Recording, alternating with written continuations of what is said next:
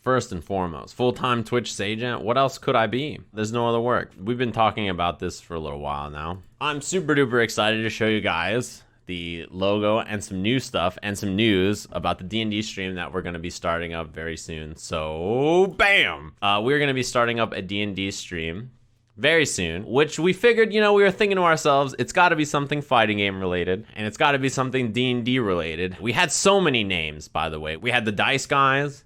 That was a name that we were thinking about there for a while. We were thinking about Cutting Words. That was one that we were... Dungeons and Dragon Punches. Ladies and Dragons. Yep, there's a lot of names. I think if we ever do a one-shot that is solely fighting game related, Dungeons and Dragon Punches will be the name. Can you guys guess when the show is starting? You guys want to give it a little guess?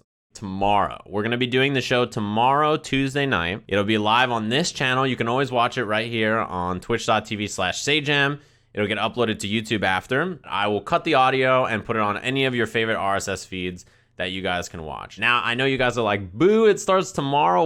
How do I keep myself satiated in the meantime? Well, I figured I would give you guys a little preview. We had this really, really incredible artist. She works at Marvel. She's a good friend of mine.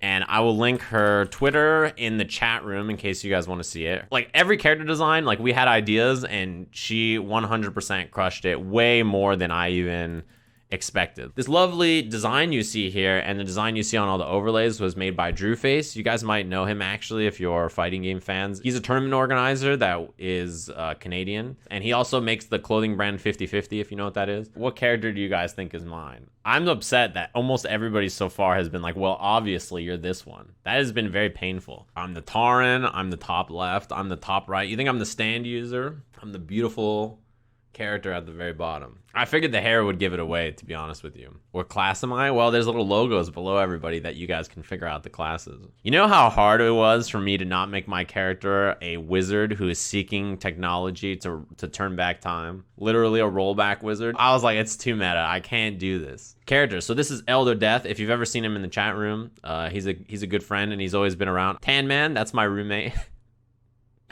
Oh, his character cracks me out. Look at his face. That is Tan Man. Yes, the aerospace engineer. Literally like a rocket scientist right here. That's my character. That's Hanzo's character, and that is Jeremy's character. You can tell it's fantasy because Jeremy has hair.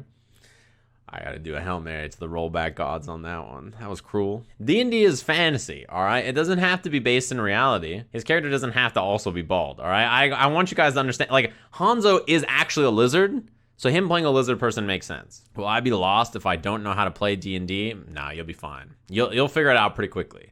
There'll be a fight, there'll be enemies, they try to hit us, we try to hit them, you try to sneak. It's like, okay, you have an 80% chance to sneak here based on how easy this character can detect you or whatever. And you determine those things by rolling dice. Once you watch D&D, you'll realize that even if you've never played, it's very easy to understand. The hardest part about D&D is just getting people together to it. Everything else, it's no problem. The thing about us, I think compared to other D&D shows that I've watched, is we're moving and grooving. I don't think we take a super long time to figure out what we're gonna do. We're very like snappy about our decision making. So even if the party is long, we're moving and grooving. We don't take long to think about what's gonna happen. Maybe that's because none of us ever play very smart characters. So all of us are very rash and we're like, let's fucking go. The most fun part about our party is that it's like the least magical D&D party I can think of. The thing about Dungeons and Dragons that everybody always says, especially in 5th edition, the edition that we play, is that magic is so powerful. I mean, high-level magic is absurd, but I don't think it's like that detrimental. You put a dragon in front of a wizard and the wizard captures it in like a wall of force or something, you're like, tight, okay, or whatever, right? You do something like that. You put a dragon in front of a barbarian, he fucking suplexes the dragon and just beats the shit out of him and he dies. We were deciding about what level we should start and all kinds of stuff, and I think we decided level 1, and I think we picked characters that they're pretty simple to figure out their goals and stuff very quickly, and I think even if you don't know much about D&D, you'll feel pretty settled in right away. Making art for level 1 characters is a brave move. I know, we were all like, man, we're gonna make all this art and get TPK'd, and we're just gonna be like, well, there we go, there goes all that money. I guess we're gonna have to commission some new characters. The second announcement that I wanted to make is, bam! I am doing a podcast. I already have one podcast, obviously, But one podcast is not enough, as you guys know. I'm starting up my solo podcast that I've been meaning to do for a while now. I was pretty sure I wanted to do a podcast with Steve, but he was always busy all the time, right, with events and stuff.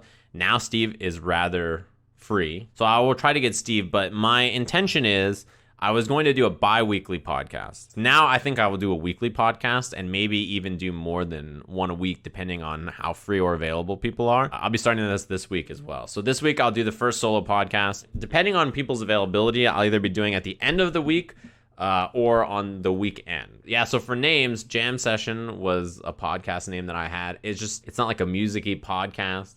It's a cool name for a show though, for sure. Anyway, as always, this lovely design, like all of the designs that look like this on my stream, was made by Sydney, in case you guys didn't know. She also has commissions open, so if you want ever to do anything with her, then I encourage you to hit her up. The podcast will probably be weekly as long as I can continue to line up guests, and I'm just going to keep reaching out to every human who is willing to talk with me, which hopefully is a decent-sized list, although maybe it's not. And we'll just keep gathering people and getting them to chat too. There's one thing that everybody was asking about, and I think probably assuming that I was going to be announcing today.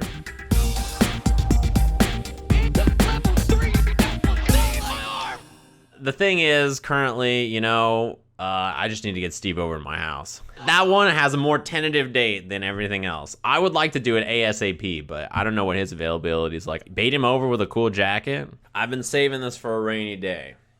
Well, Tasty Steve, I would like to film an episode of The Mix for you. What I have in return is an Akatsuki waterproof raincoat. With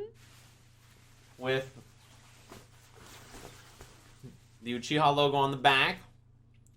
It's also reversible. All right, Tasty Steve? I've made the call to Tasty Steve. There's no way he can resist.